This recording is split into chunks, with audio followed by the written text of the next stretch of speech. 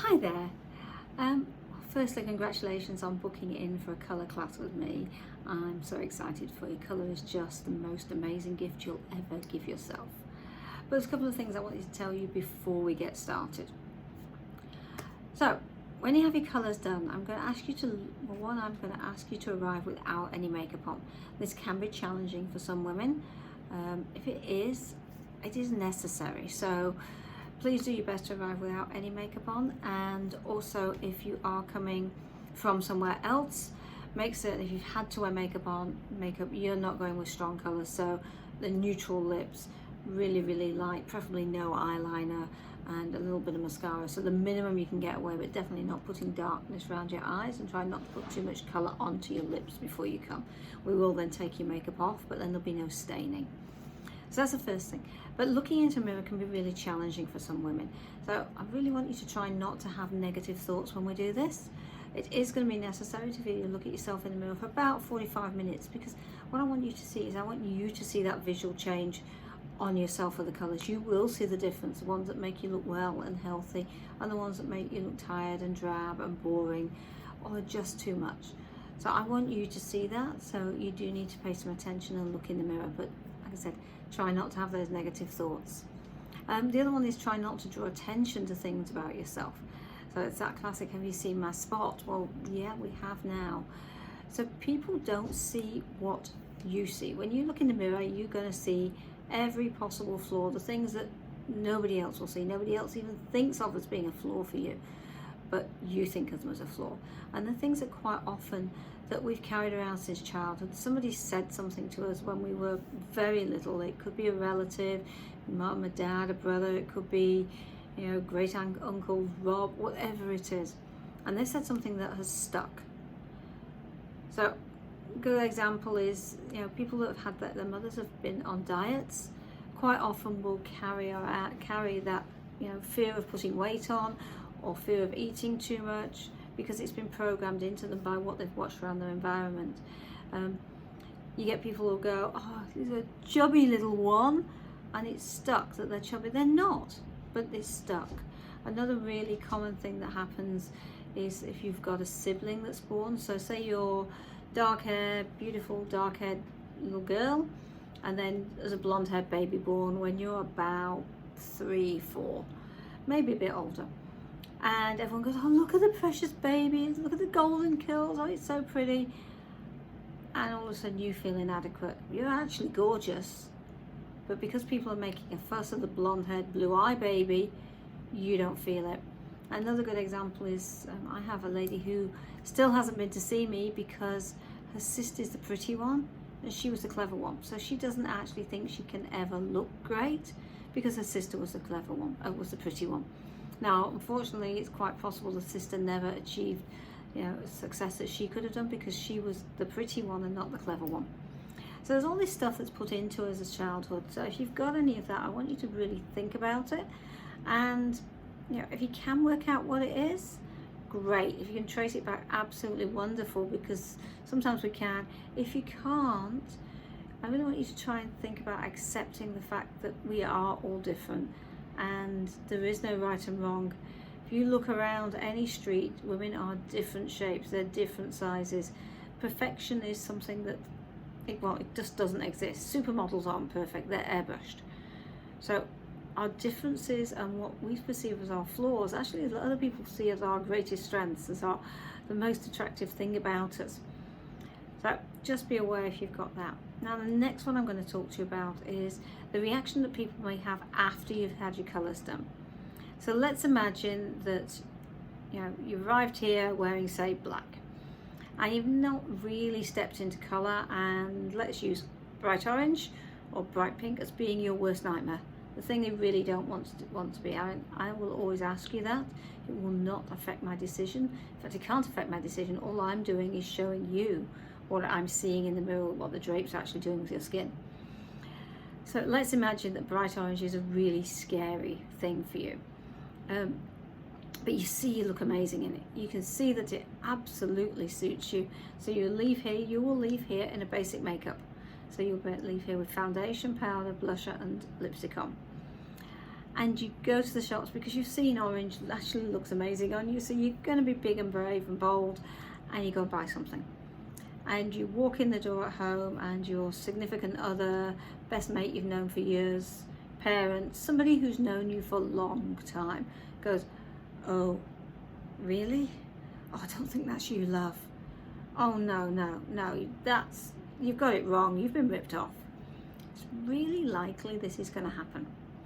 And the reason is we are used to seeing the people around us dress a certain way, act a certain way, do certain things. And we're going to possibly change that wrapping around you. So the moment you're wrapped in, generally we stick in a colour area. So maybe you wear predominantly black, maybe you wear predominantly beige, maybe you wear lots of colours, you wear lots of bright colours. And we're possibly going to change that wrapping to something different. We might not. It might just be a tiny tweak. It might just be that I show you a couple more colours that you could add in that give you a little bit more of a pop, that just gives some more variety. It might be a complete revamp. For me, it was a complete revamp. I was very much sitting in the browns and the golds and the rust, and I thought I looked great, and I didn't. I'm a summer, so pinks and purples and all that beautiful English hazy summer garden stuff suits me, but I found it really, really challenging. And one of my things was that I didn't like pink and purple. But I was brought up by a father who really actually didn't want a child, and particularly didn't want a girl child. So of course I didn't like pink and purple. Pink and purple's girly. It was visually reminding him that I was a girl. And if you look at photos of me as a child, a young girl, 9, 10, 11, 12, I'm wearing trousers and I'm wearing browns. Very, very few photos of me wearing a dress, and I can't recall any of me, apart from little baby, of me wearing pink and purple, and just not there. I made a conscious choice to dress to please my father, and we do that a lot. We make conscious choices, or sometimes unconscious choices, of whether we cut our hair, whether we wear makeup, whether we wear heels, all that stuff to please other people or to react to a situation. So going back to what I was saying, it is quite likely that those people that are nearest and dearest to you will be negative about this experience. And I need to warn you about that, because if you're already going, "Oh, it's bright orange, I've never worn anything, it's a bit shocking," and they're going, "Oh, it's wrong. Oh, no, don't do that. It's very easy to go, "Oh, maybe I was silly, maybe I didn't see that, maybe I shouldn't, maybe that was just a waste of money." And that's the last thing I want you to do. I want you to embrace your colours, because whatever they are, you will have seen you look fantastic. You will look fantastic. It will change your life. So I want you to remember that, and I want you to remember my caution, because it is very likely it will happen. I had a client, when I first started, I didn't do this talk with my clients, just because I was coming out brand new and I was doing colours with friends. And one of my clients, well, first of all, she said that she had really thin lips, and I'd never noticed that. She'd been a friend of mine for years and years and years. I'd never noticed that. And 2, she'd never worn red lipstick. And I showed her a red lipstick, and she loved it. She thought she looked amazing in it. Blew her mind out. She bought the red lipstick, and she went home, and her then partner went, "Oh my gosh, what's that? Take that off, it looks awful." And she never wore the red lipstick again, because I hadn't told her to expect that reaction. So if you do get negative feedback from those closest to you, it is to be expected. What's going to happen though is you're going to get a whole load of compliments and a whole load of positive feedback from people a step away. So I use the example of school mums. They might not be your besties, you might not have grown up with them, but they're people you see fairly regularly. One of my clients, one of the people that was giving her the compliments were the checkout chicks at Kohl's, because she'd go in often and they were like, "Wow, you're looking amazing these days." And those compliments, they might not be that colour's wonderful on you. They're more likely to be, "Have you got new hair? That's that new top. You look well, you look healthy, you look rested. You've got a glow." Could be, "Are you pregnant?" There's going to be something about you look well, healthy, rested, different glasses, different hair. It's probably not going to be that colour's great on you. So take that from the outer circle of people. The next thing I like to talk about is taking compliments. So as women, we are generally very poor at taking compliments.